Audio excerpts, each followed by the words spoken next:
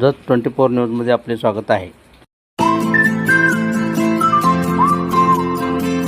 नमस्कार, मी मच्छिंद्र बाबर. आपण पाहत आहे जत 24 न्यूज. उद्या होत असलेल्या निवडणुकीतील नगराध्यक्षपदाचे उमेदवार माननीय सुरेशराव शिंदे सरकार यांच्या घरावरती रात्री 3:11 दगडफेकीचा प्रकार घडून आला असून दगडफेकीत घराच्या काचा फुटल्या आहेत व फोर व्हीलरच्या समोरच्या काचेला तडे गेले आहेत. या घटनेत सुमारे लाखाचे नुकसान झाले असून या घटनेची PI संदीप कोळेकर यांनी सखोल चौकशी करून कडक कारवाई करण्याची मागणी माननीय सुरेशराव शिंदे सरकार यांनी केली आहे. या घटनेचा निषेध होत आहे. बंधूंनो, आज जत शहरात संपूर्ण तालुक्यात म्हणावं गेलं तर आज जत नगरपालिकेची निवडणुकीची प्रचाराची सांगता आज होत आहे. त्या अनुषंगाने मला तुम्हाला जतमधील जत शहरातील व जत वार्ड क्रमांक 4 या मधील तरुण तरुणी त्याचबरोबर माता भगिनी त्याचबरोबर वयोवृद्ध या सर्वांना मला एक कळकळीची विनंती करायची आहे की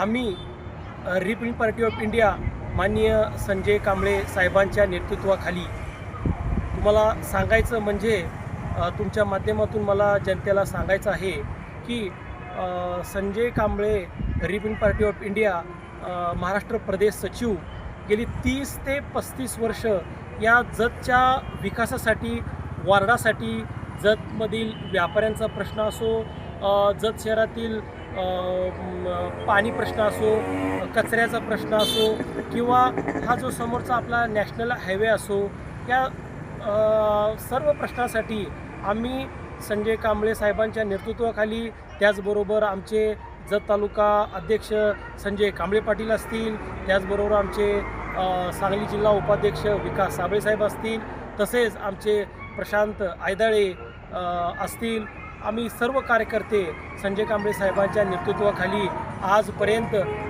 गेली वेळोवेळी प्रशासनाला जाब विचारून संपूर्ण जत शहराच्या विकासासाठी म्हणजे तो पाण्याचा प्रश्न असो किंवा कचऱ्याचा, मगाशीच मी तुम्हाला बोलल्यासारखं हे असं संजय कांबळे साहेबांच्या नेतृत्वाखाली आम्ही त्यांच्या सामाजिक क्षेत्रात त्यांच्या राजकीय क्षेत्रामध्ये त्यांनी चांगलं काम केलेलं आहे.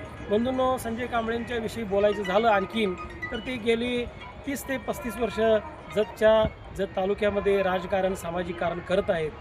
तसेच त्यांना आदर्श माजी सरपंच पुरस्कार प्राप्त देखील त्यांना झालेला आहे. तसेच ते आमचे रिपब्लिकन पार्टी ऑफ इंडियाचे जिल्हा अध्यक्षसुद्धा होते. आता ते रिपब्लिकन पार्टी ऑफ इंडियाचे प्रदेश सचिव आहेत. आत्ता त्यांच्या पावलावर पाऊल ठेवून त्यांचे चिरंजीव माननीय हर्षवर्धन संजय कांबळे हे निवडणूक रिंगणात आहेत. त्यांचं चिन्ह आहे लिफाफा. बंधूंनो, आमच्याच उमेदवाराला मतदान करा असं आम्ही का सांगतो? बंधूंनो, तुम्हाला एक कळकळीची विनंती करायची आहे की आपण फक्त मतदान करून थांबायचं नाही. ज्याला आपण निवडून देणार आहे तो निवडून आल्यानंतर आपली कामे करेल का, त्याचं शिक्षण काय आहे, त्याच्या पाठीमागची त्याची पार्श्वभूमी काय आहे ते तपासण्याची आज आता आपल्याला गरज आलेली आहे. कारण का आज काय झालेलं आहे, इलेक्शन चालू आहे, वातावरण सर्व आम्हा सर्वांना माहीत झालं आहे. आज पैशाचा पाऊस पडणार आहे आणि पडत आहे. नेते मंडळींचं काय झालं आहे की 2000 5000 रुपये द्यायची, लोकांची मतं घ्यायची आणि निवडून यायचं असं त्यांचा भ्रम झालेला आहे. पण तुम्हाला परत एकदा मी विनंती करतो की जे आज हे पैसे देतील पण निवडून आल्यानंतरनं हे आपल्या जनतेची किंवा आपल्या प्रभागाची किंवा आपल्या शहराची किंवा आपल्या अन्य व्यापारी लोकांची किंवा आपल्या जत शहरातील तमाम जनतेची कामं करणार आहेत की नाही हे तपासून पाहण्याची सुद्धा गरज आज आपल्याला भासलेली आहे. म्हणून तुम्हाला एकच विनंती करायची आहे की आम्हाला आमच्या जत शहरामध्ये संजय कांबळे साहेबांच्या नेतृत्वाखाली आमचे अनुसूचित जातीमधून हर्षवर्धन संजय कांबळे तसेच सर्वसाधारण महिला नजमा अजीज सत्ती ह्या देखील शिक्षित आहेत, सुशिक्षित आहेत. बचत गटामधून त्यांनी चांगलं काम केलं आहे. अनेक स्त्रियांचे म्हणजे त्यांनी सामाजिक कार्य, अनेक स्त्रियांना त्यांनी अगदी संसार बाकी सर्व त्यांनी सामाजिक क्षेत्रात त्यांनी अग्रेसर आहेत.